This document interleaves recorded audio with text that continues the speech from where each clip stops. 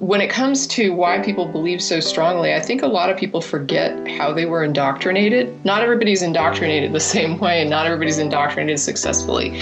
But I remember how I was indoctrinated, and it took me years of being out of it to finally sort of wrap my brain around, oh, you know what? Now I really remember what happened to me, because I had a rosy-colored view of it as a Christian. They would take me when I was little, you know, like when you're a baby, you're going to church and you're in like the little daycare at the church. So you're going to church, 3 times a week before you're even old enough to walk or talk.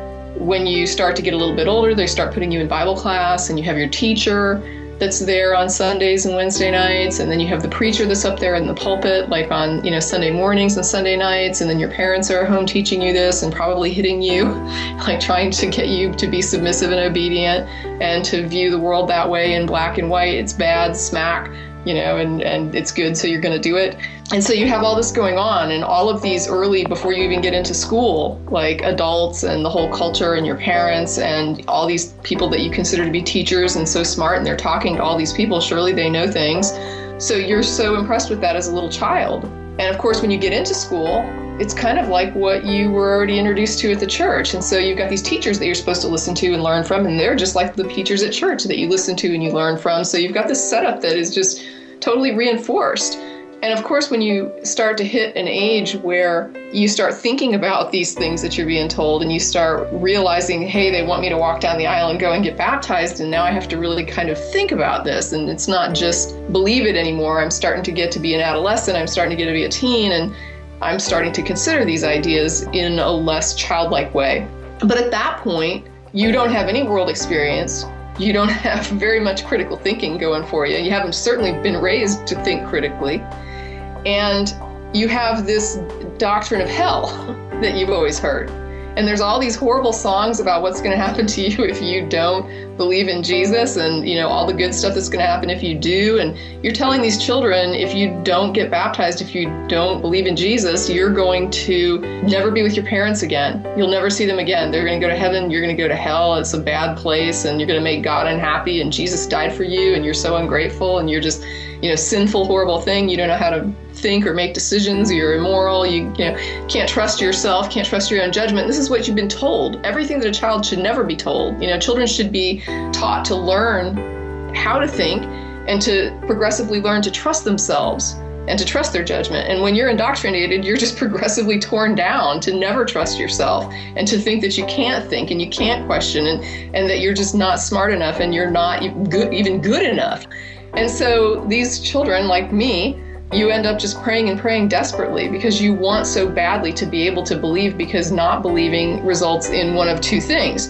Either you're going to end up in hell, or you're going to live your whole life afraid that you're going to end up in hell.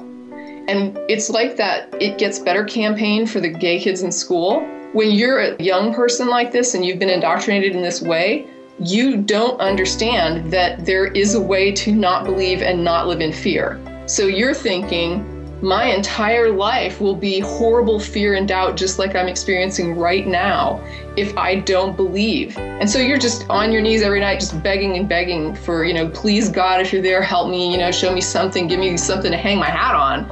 And the cool thing about the prayer test is that there's no success metric. Right? It's whatever you consider to be a successful outcome is the positive, successful outcome of the prayer test. So you get your little sign that is whatever the hell is meaningful to you in your subjective head, and there it is. God showed you he's there.